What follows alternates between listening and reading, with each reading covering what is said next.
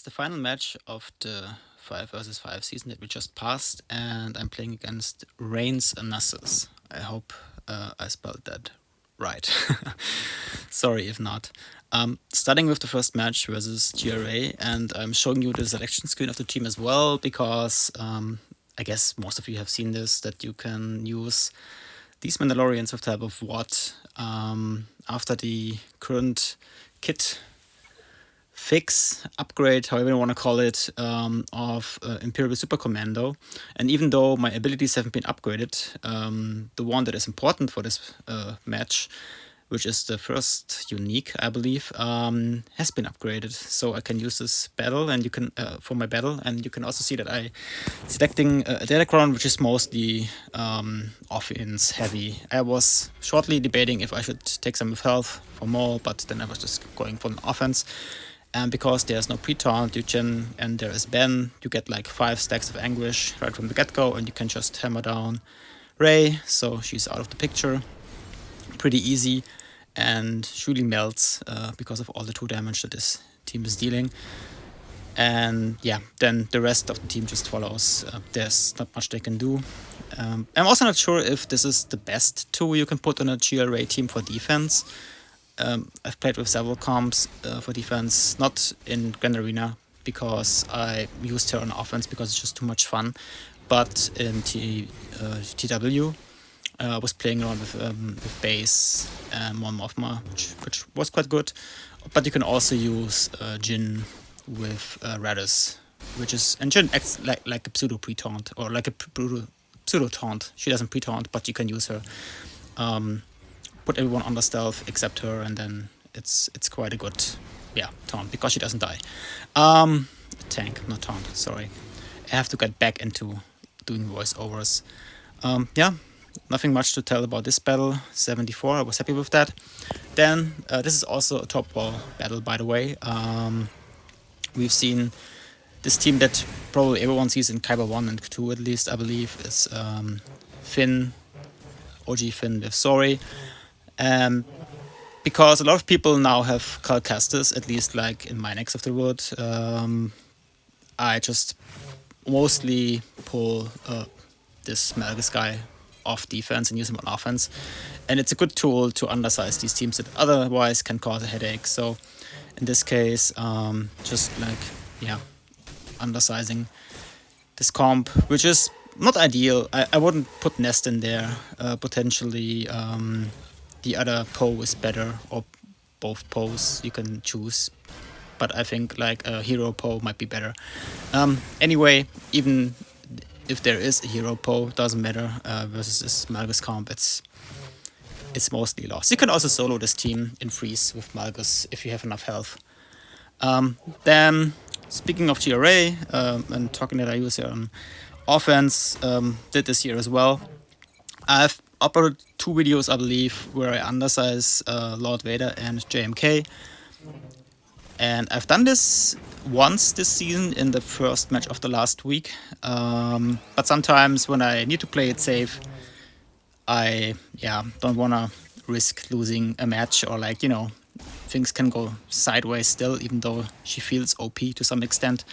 I wanted to take no risk, and so I took in the full comp here with the one that I was talking about, where you can do this, put her everyone on a stealth except Jin. Rey usually should also be on a stealth, but it didn't happen here. So then she acts as a taunt, and this team is pretty good on offense, especially Drogon, which I thought looks like a dragon because of Dragon Man, what Xerath was always talking about, which isn't the case. It's a great guy, both Drogon and both Xerath, and so it was a lot of fun, like using her on offense this season, and I guess I will keep her for offense. It's just a great kit. I really like it. It feels OP to some extent, but this might only be the case when you have like the 15% health and protection cron. Once that is gone, I believe there will be more tools against her outside of Maul, of course. If they fix it, I hope not, because I think it's fine. Maul is just too much fun. Let's just leave it be, even though he kills the newest GL. why not? It's Maul.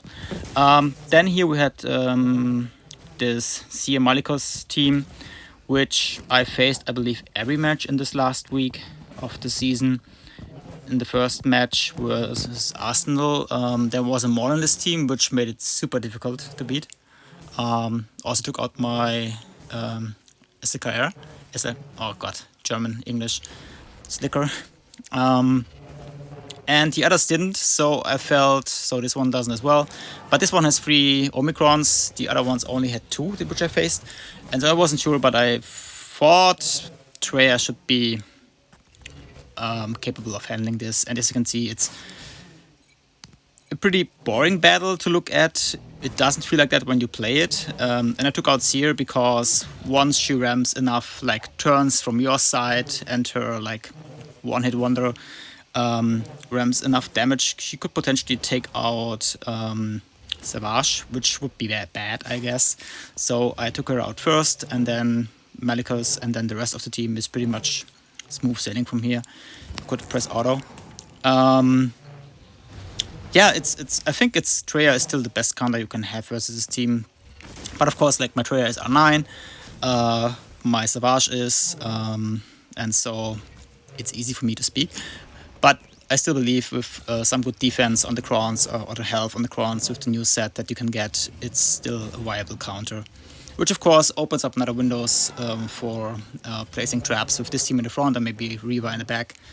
Yeah, just things you can then play around with. So the more defensive tool and offensive tools you have, the more creative you can get.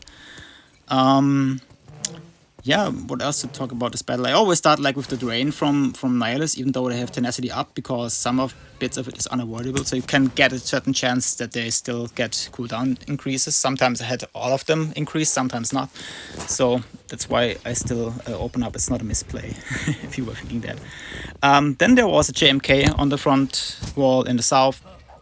And even though I could have used Reba here, didn't want to risk it. I want to keep her essentially to see what's in the back, and so I felt comfortable using Jabba, which I pull off defense most of the season, I believe, because of Marin essentially. I know it's not guaranteed a one shot, but it can allow you a 2-shot, which of course means you lose banners, but still Jabba was more valuable for me on offense. Last 2 matches I took out Rays with him that were like hard to beat for Starkiller, so there is merit in keeping him for offense. And especially versus JMK, even though you don't get full banners all the time, every time your ultimate better, which I didn't, and because there was also hitting immunity on Bausch, it's still one of the GLs that is a lot of fun to use on offense, even though he's essentially printing defense wins usually, if there is no Marin around. Maybe something else about this match. I made Bausch the slowest in my team, just to get a lot of assists and a lot of bombs landing before she does her AoE. So that works fine for me. I'm not sure if it's valuable information or not. Then also a south wall team, Gas 501st. I kept JMA for offense. I actually kept a lot of GLs for offense, and so I felt comfortable using this here. I kept a lot of GLs because I was playing around the season, which went so-so for me. I went 2-0 the first week, then 2-1 in the first week, then 3-0 the second week, and then lost the first 2 matches this round, mostly because of like efficiency, or I was stupid, or just fleets are stupid. And I was changing things up and down around, and so I just kept more or less many shields for offense, or sometimes not, and this time a little bit more than the last match, because I was still full cleared with a lot of GLs on defense, and I thought, oh, why doing that? Just clear. And so pulled them off defense. This is a interesting team you sometimes see on defense. It can catch you by surprise, and so I was taking Qui-Gon Jinn. With them, it's not, or with Qui-Gon Jinn and on the Jedi, it's not a big problem. It's just an easy win, even though you lose Qui-Gon. But it's still Saw Gerrera is, I guess, underrated a little bit because he needs some good characters that you might want to use elsewhere to be good and efficient, but then he can really mess you up. Then this team you always, not always, but you see a lot on defense because it's such a classic filler team, because if you have good kids like from Saudi, then you have this new addition with what's his face, Lobot, after rework, but still essentially it's just trooper food in this case, bad badge. Even though, as you can see, it can be a rough start in the battle, and when you have quite a lot of offense or defense penetration on the Saudi team, potentially you could take out 1 or 2 clones, but not sure. I haven't ever lost this match yet, but I guess there might be some angle to this. Then this is a north wall battle again, so the last 2 were back wall, this is north wall, front wall, and this is a comp I placed myself in the past. I like the combination of Han, Chewie and Dash. I wouldn't put Hondo in there, to be honest, but as you can see, they almost took out EP right from the get-go, and that's why I like this team a lot, because a lot of burst damage that can really mess you up. But once those other characters are out, it's pretty much game over from here. And here I was hoping to farm a little bit to get to my ult and then essentially get some banners back, but it didn't happen. So 63 is still okay for such a matchup. Then there was a Wookiee team, which you also see quite a lot. And this is overkill, I know. Cal and JKL, JML and JKR. But I just wanted to undersize a little bit to get some banners back from those matches where I lost banners, unfortunately. And the Wookiee team, I kind of like it. I like it in 3s, more on defense, I believe. In 5s, there are too many tools to take them out. Bounty Hunters can do it. Bad Batch can also do it, even though you have to see what crons they have applied. But in this case, was no problem. Then we are in fleets, which I sped up quite a bit, because I hate playing fleets recently. I don't know why. Because I'm bad at it, or sometimes I have just bad RNG. Like those dodges, like 3 in a row or so. Doesn't matter if GAC or Arena. And mostly it happens in GAC. But sometimes I also just play bad. And the problem is, at least in Kyber 1, what I've seen this season is like all the meta fleets on defense, or sometimes none. And so my plan this season was to keep all my meta fleets for offense, because I don't know what to expect. And sometimes I got even a hold on defense, because I kept Thrawn on defense, which I pulled off for the last week, I believe, from defense, or at least for the last 2 matches, to have a viable 2-shot option for Leviathan. I don't know how the English pronunciation is. And the problem with Levi is the mirror. And if you, of course, you can have a Relic 9 Sith Assassin, and then you potentially can win the mirror no matter what, if you go first or second. But if the other person also has a Relic 9 Sith Assassin, then it's a coin flip. And so if you lose, you lose. It's not a good situation to be in. That's why I pulled Thrawn off my defense, even though he got quite a bit of holds for me this season. And this battle I'm quite a bit embarrassed about, because I think it's just the second time I'm playing this. Should have put auto, but instead I'm button mashing here and don't know what I'm doing, and it's laughable. But it is what it is, right? It's fleets. It's just, I don't know. Sometimes it's fun, sometimes not. And here I got close to just losing that. But luckily enough, I thought, maybe I should take in Biggs, because, he does that, just wins the battle for me, and which was a good decision after all.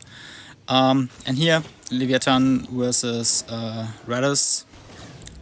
I guess pretty straightforward battle. I still have to learn the kit a little bit, which is the case for a lot of fleets for me. The game has gotten so complex in terms of kit design, and even with Leia, I'm using her and I think I know what I'm doing most of the time, but sometimes not, and there are better ways to play a certain match. But generally, I guess it's still okay most of the time. Yeah, and then this was the battle I kept for last because it was the deciding factor for me. If I can clear fleets like in one shots, then this is the deciding match, so to say. So it was a close match overall. And I was debating, should I take... I still had Aphra for offense and I had like my Inquisitors. But I didn't want to risk anything because it's been a while since I played versus C on defense. And so I thought, okay, let's take Kylo. And of course there was also SWGOH. And I was not sure if the others were really an option to, yeah, I don't know, have a safe one-shot here. I guess I would also win the match with a two-shot, but I didn't want to take any risks. So, yeah, close matches, right? Always fun. And generally, I don't really like neither of those two characters you see here. So, I don't like Kylo, I don't like C, because they are banner killers, so to say. They throw their own team under the bus just for their own gains. Which, of course, is true to the law to some extent, right? But it's just not what you want to see as a player. But yeah, it is what it is. And SWGOH, of course, causes problems. And that's why Kylo might have been a good choice for this match, because eventually he will overcome this problem with his stacking stats. And as you can see, it's still taking some time. Close, getting there, and he's gone. And from this point on, it's just like kind of safe, nothing to fear. Sticking the ult just to be extra safe, and then taking out C. And yeah, and that was the end of the match, and I won by a few points, so fleets almost killed me, but still made it here. So I hope to upload more videos in future, so thanks for watching and see you soon. Bye.